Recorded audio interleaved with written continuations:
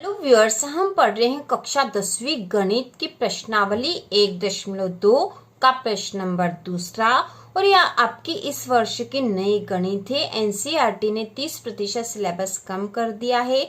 और यह आपके प्रश्नावली 1.2 जो कि आपकी नई गणित है उसका प्रश्न पहला है।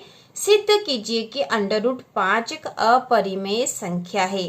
तो ये सिद्ध करना हमें, तो इस तरह का प्रश्न हमने कक्षा 9वीं में भी करा था। यदि आपको याद हो तो, या फिर हम इसको फिर से अच्छे से कर लेंगे, आपको अच्छे से समझ में आ जाएगा। हम इसको हल करेंगे तो हम लिखेंगे, क्योंकि हमें यहाँ सिद्ध करना है कि √5 एक अपरिमेय संख्या है, तो हम यहाँ लिखेंगे हम इसके विपरीत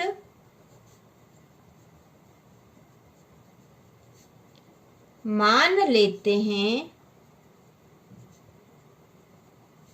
कि √5 एक परिमेय संख्या है। ठीक है, हमने विपरीत मान लिया और विपरीत मानने के बाद हम इसको सिद्ध करके बताएंगे √5 एक परिमेय संख्या है। ठीक है, हमने इसके विपरीत मान लिया है कि √5 एक परिमेय संख्या है। और जो परिमेय संख्या होती है वह a/b के रूप में लिखी जा सकती है, जहां a/b सहभाज्य संख्याएं होती है। तो हम यहाँ लिखेंगे अर्थात हम √5 को सहअभाज्य संख्याओं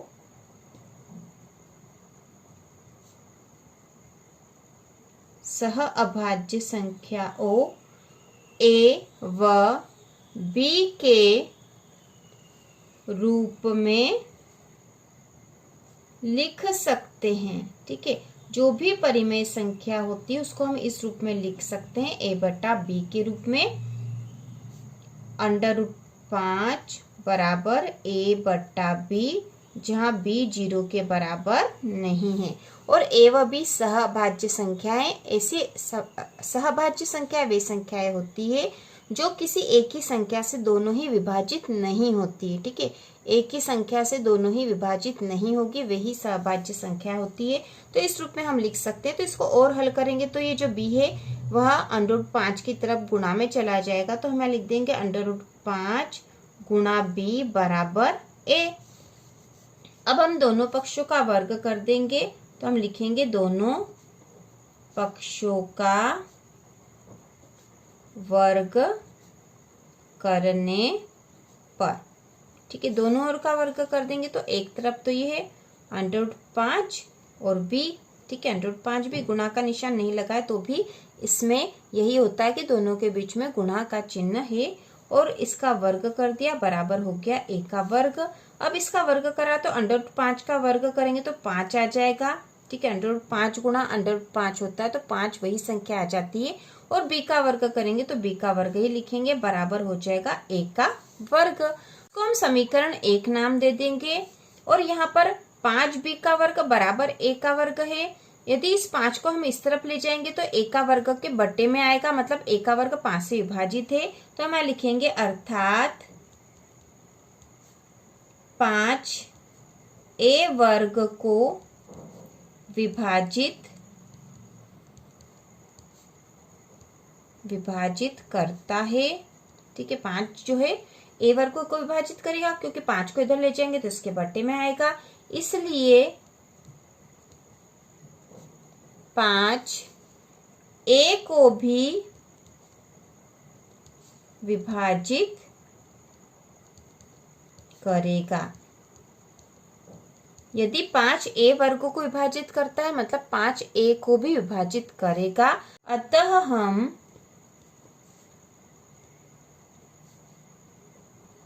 a बराबर 5m लिख सकते हैं। ठीक है, यह क्यों लिख सकते हैं अभी हम देखेंगे। जहां m बराबर पूर्णांक है, कोई सी भी पूर्णांक संख्या हो सकती, m पूर्णांक है। तो हमने यहाँ पर कहा कि 5 जो है a वर्ग को विभाजित करेगा। ठीक है, 5 यदि a वर्ग को विभाजित करेगा तो 5 a को भी विभाजित करेगा। इसलिए हम a बराबर 5m लिख सकते हैं, क्योंकि 5 यदि इसे विभाजित करता है तो यह 5 का गुणांक हो गया। जैसे कि हम उदाहरण के तौर पे समझ सकते हैं, जैसे मान लिया a के स्थान पर 10 हो, ठीक है, 10 को यह 5 विभाजित कर रहा है, तो ये हो जाएगा 5 एकम 5, 5 दूना 10, 2 बार भाग चला जाएगा। तो हम इस 10 को, मतलब इस a को किस रूप में लिख सकते हैं, तो 10 बराबर हो जाएगा 5 गुना 2, ठीक है, 5 गुना 2 हो जाएगा। मतलब यहाँ पर 2 के स्थान पर कोई सी भी पूर्णांक संख्या हो सकती है, जिससे जो 5 के गुणांक में आ रही है, इसलिए 5 इसको विभाजित कर रहा था। तो यहाँ पर इसलिए हमने उस संख्या को मान लिया कि वह कोई सी भी संख्या m हो जाएगी, ठीक है, और यह a को विभाजित करता है, इसलिए इसके गुणांक के रूप में लिखा जा सकता है। तो हमने लिख दिया कि a बराबर 5m लिख सकते हैं। अब क्योंकि हमने ऊपर देखो समीकरण 1 बनाई थी, यहाँ 5b का वर्ग बराबर a का वर्ग, और यहाँ a बराबर 5m मान आ गया है, तो हम लिखेंगे a का मान समीकरण 1 में रखने पर। तो समीकरण 1 हमारे पास थी 5b का वर्ग बराबर a का वर्ग, तो a के स्थान पर हम लिख देंगे 5m, तो इसको लिख देंगे 5b का वर्ग बराबर 5, और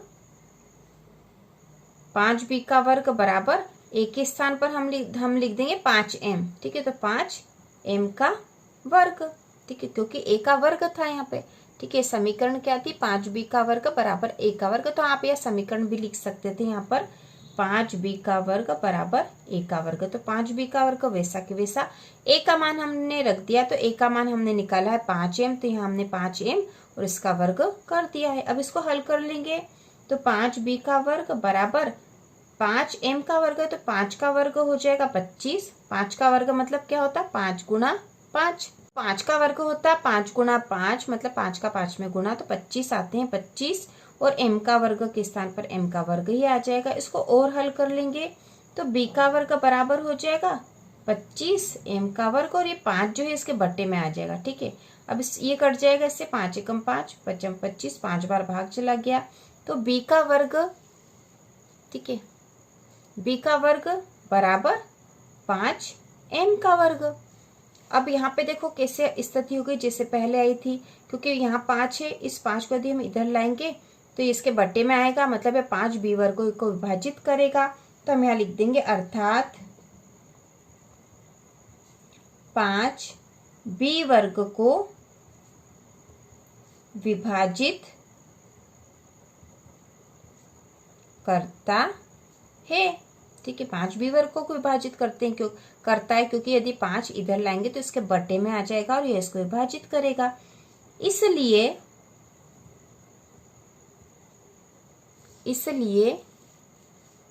5b को भी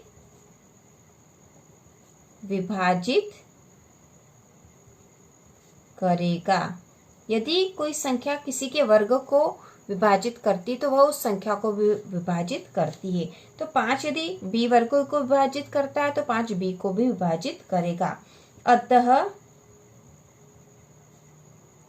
a व b में, क्योंकि देखो 5b को विभाजित करता है, और उसके ऊपर हमने यह भी बताया था कि 5 जो है a को भी विभाजित कर रहा था, इसलिए 5a को भी विभाजित करेगा। तो 5a को भी विभाजित कर रहा है, 5b को भी विभाजित कर रहा है। अतः a व b में 5 एक उभयनिष्ठ गुणनखंड है, उभयनिष्ठ गुणनखंड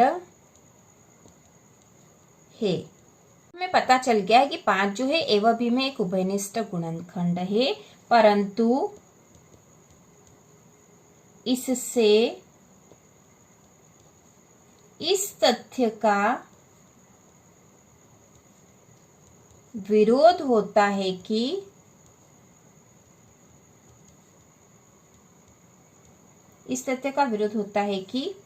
a व b सह अभाज्य है, a व b सह अभाज्य है, क्योंकि हमने शुरू में ही बोला था कि a व b सह अभाज्य संख्या और सहभाज्य ऐसी संख्या होती है जिसमें समान संख्या का भाग दोनों संख्या में नहीं जाएगा। जैसे 5 का भाग इन दोनों में ही नहीं जाना चाहिए, तो ही वह सहभाज्य संख्या कहलाती है। तो यह तो विरोध हो गया। और परिमेय संख्या जो होती है वह a बटा b के रूप में लिखी जा सकती है और a व b ऐसी होनी चाहिए जो सहभाज्य संख्याएं हो, लेकिन यहाँ पर a व b सहभाज्य संख्याएं नहीं है। ठीक है, इस बात का तो विरोध हो रहा, सहभाज्य नहीं है क्योंकि ये दोनों 5 से विभाजित हो रही है। अर्थात हमारी अब यहाँ पे हमारी बात का विरोध हो गया और यह परिमेय संख्या नहीं हो सकती क्योंकि यहाँ पर a व b सहभाज्य हो रही है। तो हम यहाँ लिख देंगे अर्थात हमारी कल्पना त्रुटिपूर्ण है। ठीक है, हमने क्या कल्पना करी थी, हमने मान लिया था कि √5 एक परिमेय संख्या है और यह जो हमने कल्पना करी थी यह त्रुटिपूर्ण है। अतः सिद्ध होता है कि √5 एक अपरिमेय संख्या है, अपरिमेय संख्या है। ठीक है, तो इस प्रकार से हम ये हल करके बता देंगे। यहाँ पे हमने √5 को करा है जो कि इस प्रश्न नंबर पहला है, प्रश्नावली 1.2 का। यदि इसके स्थान पर √2 आता है या √3 आता तो भी उसको भी हम इसी विधि से हल करेंगे पूरा ही सवाल। और यदि आपको कोई सा प्रश्न हल करवाना है √3 √2 वाला तो आप कमेंट करके पूछ सकते हो, उसको भी हल करके बताएंगे। तो इसी प्रकार के और वीडियो देखने के लिए कक्षा 10वीं की संपूर्ण तैयारी के लिए चैनल को सब्सक्राइब कीजिए।